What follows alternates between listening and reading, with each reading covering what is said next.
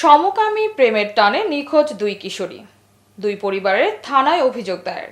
লালপুর নাটোর থেকে এজেড সুজন মাহমুদের পাঠানো রিপোর্টে সাথে আছি আমি রাজিয়া সুলতানা। আপনারা দেখছেন i1 টিভি। নাটোরের লালপুরে দুই কিশোরীর মধ্যে চলছে সমকামী প্রেম।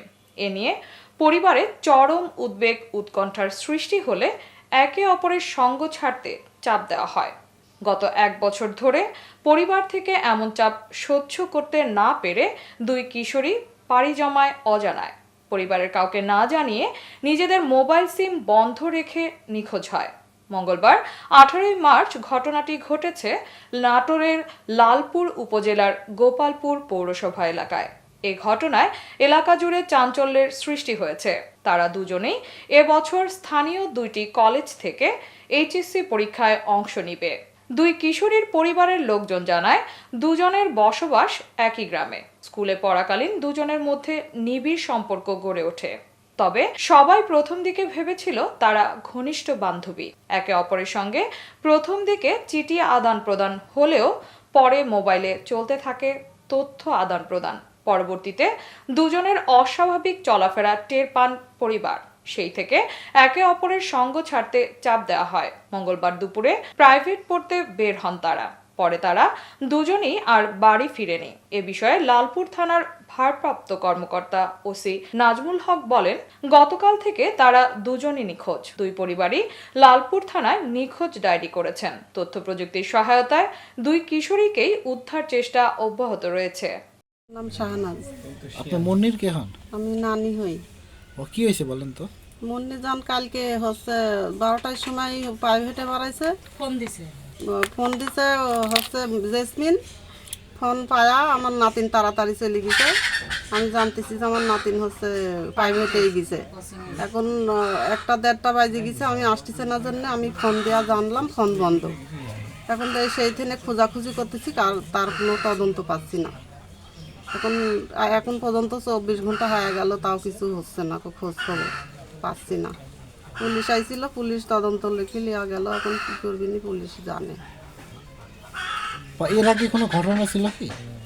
এর আগে ঘটনা ছিল হচ্ছে ওর সাথে পড়তেছিল আগেই, ওর সাথে ঘোরাফেরা করতে করতে আমরা তো জানিনি যে বান্ধবী, ওরা বান্ধবী হিসাবে বেড়ায়। আমি তো জানিনি ওসব যে ওর ভিতরে এগুলি আমার নাতিন ডাক লিয়া যায়। ওরা হচ্ছে ওর বাড়িতে আটকা রাখি আমাকে সংবাদ দিয়া লিয়া আইছে, যায় দেখি যে আটকা থিছে।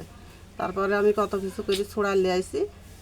তারপরে থেকে দেখুন 10,000 টাকা দাবি যে আমার মেয়ের হচ্ছে টাকা ওই আপনার নাতিন লিয়ে গেছে, লিয়ে যায়। এখন 10,000 টাকার দাবি। তারপরে আমার সাথে পারেনি, সে এখন হচ্ছে এই ওরা তদন্ত লিয়া আমার নাতিনের পিছে পিছে ঘুরে আমি ভিড়তে দিনই এখন হচ্ছে আমার নাতিন আমার বাড়ি থাকতে থাকতে এখন ওর ফাঁকি দিয়া এই কালকে হচ্ছে কি করিবা ফাঁকি দিছে দিয়া ডাইকি নিয়ে চলে গেছে। এখন আজ পর্যন্ত তদন্ত পাচ্ছি না। এখন আপনার চাওয়াটা কি আসলে?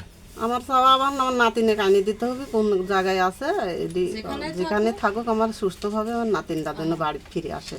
তো দুজন তো একই সাথে পড়ে নাকি? হ্যাঁ, না ওই কলেজ মহিলা ডিগ্রি কলেজে, আর আমার নাতিন পড়ে হচ্ছে মহিলা ডিগ্রি কলেজে মুন্নি একটু দাঁড়ান, আপনি একটু চুপ থাকুন। এই গোপালপুর ডিগ্রি কলেজে আমার মুন্নি জান পড়ে, আমার নাতিন। আর ওই পড়ে হচ্ছে এই উপজেলা মহিলা কলেজে। তো পরিচয় কিভাবে তাদের? ওই যে হাই স্কুল হাই স্কুলে পড়েছে, আগে ম্যাট্রিক পরীক্ষা দিছে দুইজন একসাথে। ওর সাথে হচ্ছে যোগাযোগ ছিল। ঠিক আছে, বলবেন না, হ্যাঁ। কি হয়েছে বলেন তো বাবা? আমার মেয়ে মুন্নি জান বান্ধবী ছিল জেসমিন, তার সাথে লেখাপড়া করতে করতে বান্ধবী। এখন কালকে আমার মেয়ে ডাকিছে ফোন করে, তারপরে গেছে, যাওয়ার পর আমার মেয়ের ফোন বন্ধ, প্রাইভেটেও যায়নি। আমরা খোঁজাখুঁজি করতেছি, এখন পুলিশের কাছে জানাইছি। পুলিশ তদন্ত এখন শুরু করেছে নাকি তা তো জানি না। আমার মেয়ে এখন আমরা চাই। এর আগে কি মানে কেন পালাইছে জানেন এটা? পালাইছে ওই মেয়ে সন্দেহজনক, ওই মেয়ে এখন কি করেছে সেটা তো আমরা জানি না। মেয়ের মাধ্যমে সব কিছু হয়েছে। বা দুজনের সম্পর্ক কবে থেকে জানেন আপনারা? দুজনের সম্পর্ক ওই যে উচ্চ বালিকা বিদ্যালয়ে ভর্তি করার পর থেকে।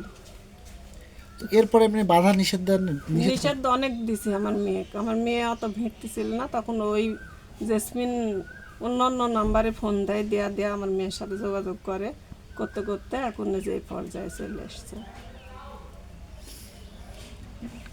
বাড়িতে যাওয়া হয়েছে কালকে 2 বার, মেয়ের মা বাবা বোন সবাই বলছে যে আমরা তো খোঁজাখুঁজি করছি, কোথায় আছে জানি না, ওরে কোনো মাথা ব্যথা নেই। এখন আমার ডাক আমি চাচ্ছি যেভাবেই হোক। এমনি ওদের মধ্যে কি কোনো প্রেমের সম্পর্ক আছে বা এমন কোনো কিছু? এখন ওটা তো আমরা আর বলতে পারছি না, এখন ওদের ভিতরে কি আছে না আছে আমরা তো দেখতে পাচ্ছি না, জানি না ভিতরে কি আছে। তাহলে এখন আপনাদের চাওয়াটা কি আসলে? এখন আমার চাওয়া আমার মেয়ে সুস্থ সবল বাড়ি ফেরাতে হবে। তো এর আগে কখনো শাসন করেন নাই যে ওখানে যাওয়া যাবে না? হ্যাঁ, অনেক শাসন করেছি আমার মেয়ে কয় যে আমি ওর সাথে যোগাযোগ করি না। এখন কিভাবে কি করে যোগাযোগ করে এখন আমার মেয়ে জানে আর ওই মেয়ে জানে, আমরা আর জানি না কিছু। ঠিক আছে। আমার ছোট বোন আর যে মেয়েটা একসাথে হারাই গেছে, ওরা দুজনে একই সাথে পড়াশোনা করতে করতে ওদের যে মেলামেশার ধরনটা ছিল এটা আমরা একটা বন্ধু সুলভ আচরণ মনে করতাম। ওরা বন্ধুর মতোই চলাফেরা করতো, আমরা এটা নিয়ে কোনো মাথা ব্যথা করতাম না, কিছু করতাম না। হঠাৎ গত রমজানে আমরা মানে একটা জানতে পারি যে এদের দুজনের মধ্যে মানে মেলামেশার সম্পর্ক আছে, সেটা যা এক কথায় যেটা বলে সমকামী যাকে বলে, ওরা এরকম কিছু করতো। করার পরে আমরা জানাজানি হওয়ার পরে দেখলাম আমার ছোট বোন একটা সুসাইড নোট লিখছে যে আমি ওকে না পেলে মারা যাব, করব। পরে আমরা বাসায় আসার পরে সবাই মিলে বুঝাইলাম, ওদের পক্ষকে ডাকার পরে ওদেরও বুঝাই বলা হলো যে দেখেন আপনাদের মেয়েটাকে আপনারা একটু দূরে রাখেন, আমাদের তো অন্য কোথাও যাওয়ার জায়গা নাই, আমাদের তো এখানে নিজস্ব বাসস্থান, আমাদের এখানেই থাকা লাগবে, আপনারা দূরে রাখেন। ওরা বোঝানোর পরে ওদের মেয়েকে ওনারা নিয়ে চলে গেল ওনাদের যেখানে নির্দিষ্ট স্থান, সেখানে নিয়ে গেল, আর আমরা আমাদের এখানে রাখলাম। মাঝখানে গত রমজান থেকে এই রমজান পর্যন্ত আমরা এর মাঝখানে কিছু জানি না। হঠাৎ করে এখন কালকে আমার ছোট বোন বাসা থেকে বের হয়েছে প্রাইভেট পড়ার নাম করে, যে আপু আমার মেজো বোনকে বলছে আপু আমার তো প্রাইভেট আছে, স্যারের কাছে আমি প্রাইভেট পড়তে যাচ্ছি। তখন ও প্রাইভেট পড়তে চলে গেছে। যাওয়ার পরে আপনার মিনিমাম 1.5-2 ঘন্টা পরে হঠাৎ করে আমি ওকে ফোন দিছি, আমার কাছে ও জামা বানাইতে দিছে, বুঝতে পারছেন, জামা বানাইতে দিছে। সেই জামাটার গলা নিয়ে আমি ওর সাথে কথা বলার জন্য ফোন দিলাম, তখন 2:16 বাজে। তো আমার কাছে একটা কথাই বললো, আপু আমার একটা বান্ধবী রিয়া নাম অ্যাক্সিডেন্ট করছে, আমি না মুক্তার হাসপাতালে আছি। আমি আবার বললাম আচ্ছা থাক, ফোনটা রেখে দিল। তারপর থেকে আমরা আমার বোনেরও কোনো খোঁজ পাচ্ছি না। আর সেটা হলো ওরা দুজনেই মনে করেন একত্রে মিলেমিশা করে, কথাবার্তা বলে, করে, ওদের মধ্যে একটা পার্সোনালি সম্পর্ক আছে। কাল রাতে এসে আর ওদের ফ্যামিলির থেকে আমাদের মেয়ে হারাইছে, ওদেরও মেয়ে হারাইছে, এটা নিয়ে আমরা বলিনি, কারণ দুজনেই হারাইছে, কিন্তু ওনারা বাড়িতে এসে আমাদের থ্রেট দিয়ে গেছে যে আমাদের মেয়েকে যদি না পাওয়া যায় তাহলে আপনাদের ব্যবস্থা নেব। আর আরও একটা কথা, সেটা হলো পরে আমাদের এলাকার যে গ্রামের লোকজন আছে, বুঝতে পারছেন, 2টাই মেয়ে, এটা নিয়ে তাদের কথা বলা উচিত ছিল যে 2টাই মেয়ে, 2টা নিয়ে কথা বলি, কিন্তু তারাও এক পক্ষ বিচার করছে। আবার আমরা এখানে হলো যাতে চিঠির কথা যেটা বললেন, হ্যাঁ চিঠি আছে, সেটা আপনাদের দেখানো হবে, আনতে গেছে, আনুক, আপনাদের দেখানো হবে, প্রয়োজন হলে আপনারা নিয়ে যাবেন। ঠিক আছে। একটু আরেকটু এতক্ষণ সঙ্গে থাকার জন্য ধন্যবাদ।